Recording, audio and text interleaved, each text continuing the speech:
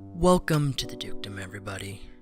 Today, we're going to use the aeropress. We're going to use it to make homemade espresso. Now, it's not real espresso. You need an espresso machine for that.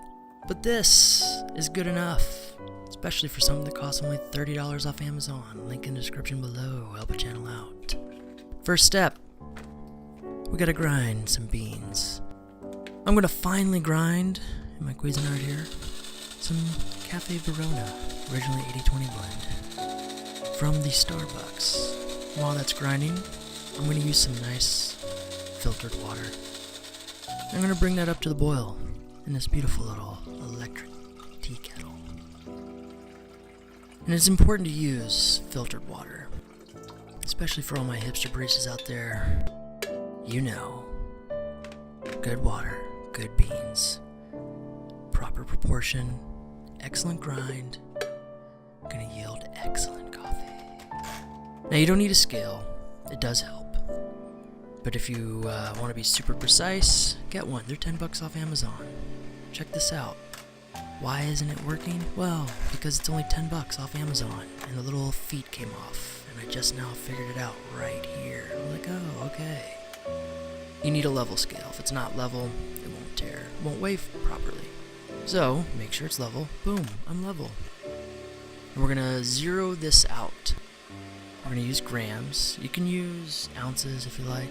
I prefer grams, it's just easier. It's kind of the standard. So we zero it out, make sure it's zero.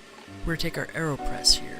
Now this next step, it's not necessary. I don't know why I did this, but for some reason I decided to wipe it on my arm. It's weird, I know. Don't do it. I don't know why I did it. You're gonna put it on the 4 setting, put it on your scale, and you're gonna zero it out. Tare it. Then you're gonna use a paper filter. These come with metal filters too. I don't have one, that's okay though. Now, if you're using the paper filter, you should do this with all coffee brewing methods that involve a filter that's paper. Rinse it out first with some cold water. Get rid of that papery taste. Nobody likes that.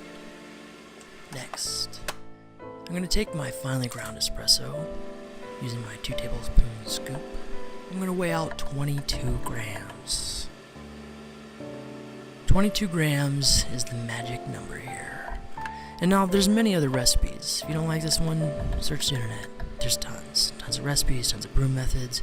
The aeropress has a huge following, with tons of excellent baristas that make excellent coffee. This is the one I like. I find it delicious. So, you take 22 grams, weigh that out. I think I actually went a little bit over here, 23, and that's okay.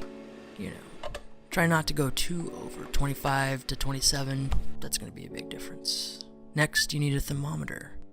You don't really need a thermometer, especially if you just brought your water off the boil. But you don't want to use boiling water, because boiling water can burn your coffee, especially beans that aren't as robust and hardy as these nice Indonesian beans I'm using.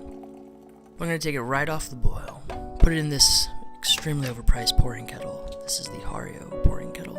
I think it's like $60, which is ridiculous, because it only does one thing, it pours, but it does so with precision that only the Japanese can create. Now you want to use about 190 to 195 degree water here. That's going to be your optimal range for this brewing method. It's at 198, so I'm going to let it rest for a second while I level out my coffee. It's important to level your coffee out. Make sure there's no mounds. I'm at 192.3, good enough. And I'm going to do 50 grams for the first pour, making sure to cover all the beans I can. And this is the blooming process. And I'm going to let this bloom for 50 seconds. That's going to outgas all that carbon dioxide. It's going to help make a full, rich bodied espresso. You can see it's starting to bubble out. Bloop, bloop, bloop. And it's also blooming. It's literally raising in volume. It'll deflate. And after this, as you can see, I went a little over. I went 55 grams. It's okay though. Don't do 70. It'll suck. A couple of grams, not a big deal. And I know what you're thinking, some of you lovely hipsters out there. Starbucks? Really? Yes, Starbucks. I worked there for 8 years. I wrote a book about it. It's called The Dark Roast. Here it is. You can get it on Amazon, like everything else. It's about my experiences. It's a love-hate relationship. For any of you baristas that worked at Starbucks, you know my pain, and I know yours. Read the book. For you lovely hipster baristas that never worked at a Starbucks, don't worry, I worked there too. It was great. All the mom and pop shops. Anyway, back to the espresso. 50 seconds later, you're gonna stir it up, agitate all those beans, get all that gas out, make sure all the beans are wet. Then, we're gonna pour up to 100 grams. That's the magic number. I think it went a little over on here as well, but that's okay. Just don't go too over. So about 100 grams over a 10-second pour. We're gonna let that chill for another 10 seconds. This is a very quick method. It doesn't take long, which is great. And I don't know what to tell you. So then, we're gonna take our glass, put our lid on. Now, for some reason I was feeling very weak today, and I didn't get as much pressure as I would have liked. And this is where the faux espresso comes in. Now, over 10 to 20 seconds, press this down. The harder and faster you can do it, the more crema you're gonna get, which is the sweet foamy stuff on the top. As you can see, I didn't get very much here. Weak sauce. I did another one later and it was beautiful. I should have showed you that one. It's okay. And now you've got a lovely couple of ounces of some very full, rich, delicious espresso-like coffee. You can drink it as is. Eat it with some biscotti. Pound it. Sip on it. Choice is yours. Me personally, I'm gonna put some lovely whole milk in it. That's my drug of choice. Iced latte. It's so delicious. Now, I don't like full fat cubes. I like somewhat crushed cubes. And I also like to punch and break stuff. So this is a good excuse to punch and break stuff. Because I got a lovely, beautiful Green Lantern ring that just destroys ice cubes in a glorious manner. Look at that. I've got some nice crushed ice, semi-crushed cubes.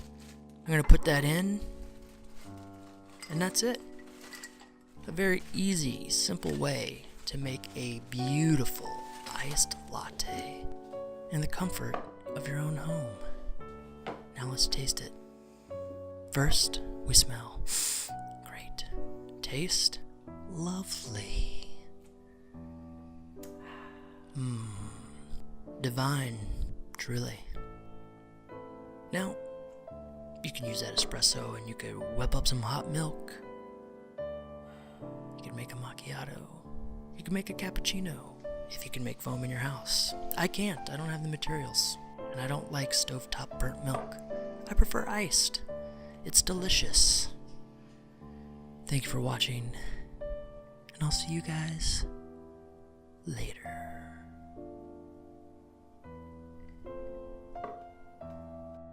P.S. I know that was creepy, but, you gotta try stuff. You never know what happens. Peace out.